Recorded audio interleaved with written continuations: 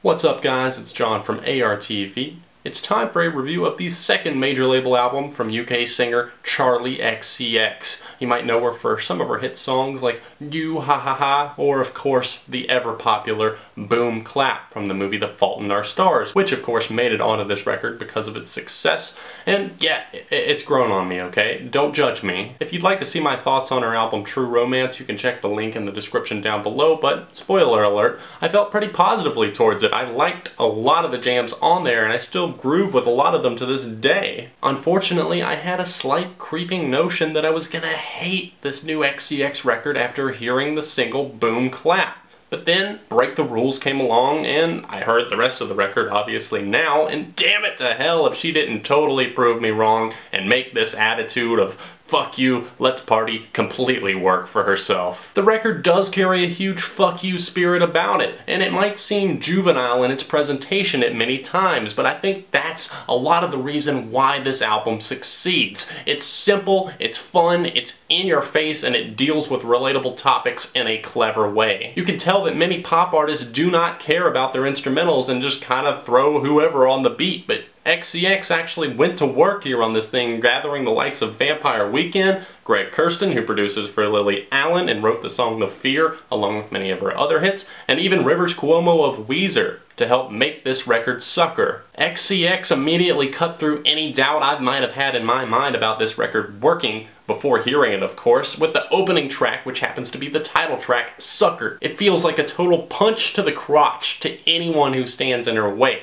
The strong guitar, backed with that whole synth line, everything about this instrumental just feels like it works totally on every level for me, and I am in love with this title track. Charli's lyrics ooze with enough sarcasm to bring down any high school jock out there. And like I said, many of these lyrics might seem a bit juvenile, but I've got to give it to the girl. She's right. Some of the best pop songs aren't overthought and don't delve into a lot of social commentary. They're simple and straightforward, fun songs that can actually get people revved up. The reason that Charli XCX succeeds with her mission is because of the whole attitude that she takes towards these pop meets synth punk jams. She has writing credits on every single song on this record, and some of the best moments on this album come in the short and sweet flourishes like London Queen, Die Tonight, and Gold Coins. Is it odd that London Queen reminds me ever so slightly of the track Bad Girls Club by Falling in Reverse? The track is super simple in nature, featuring nothing more than a steady guitar riff and a bright synthesizer, but that synth solo and that catchy sing-along hook, and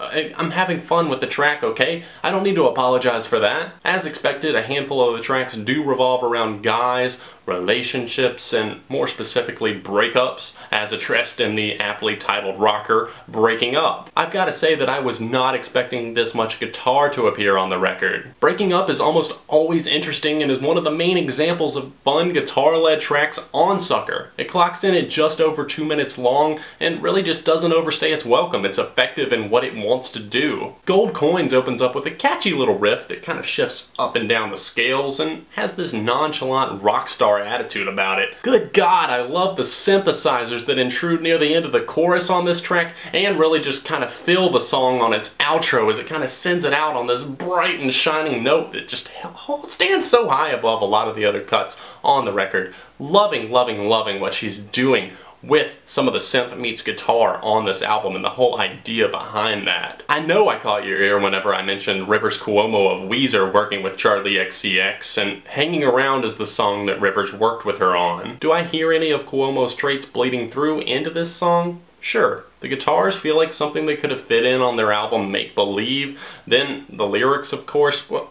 you get the point. It doesn't sound like Charli XCX singing a Weezer B-side, if that's what you're thinking. I think this is more of just a Cuomo-influenced tune that's full of spunk. Fuck a dream. I want it for real, Charli quips on this cut, and then I think I hear Cuomo himself coming in on backing vocals. I'm not exactly 100% on that yet, but if it is, that's super rad. The track Doing It, super funky bass line on that thing, and I'm loving some of the guitar work as well. It's a little bit darker, not exactly edgy edgy or anything like that, but it's enough to separate it and give it its own unique identity and appeal. It's a nice little disco-flavored jam that I could see myself rocking out to on the dance floor. It's super simple, but the instrumental is what keeps me hooked here, and it's not necessarily the lyrics, which I do admit can get a little bit repetitive. And speaking of repetitive, I realized that some of the moments on Sucker might feel a little bit tedious to some listeners. I wouldn't necessarily say that it's a major downfall for me. In fact, it's something that's easily overlooked for as much fun as I'm having with the record,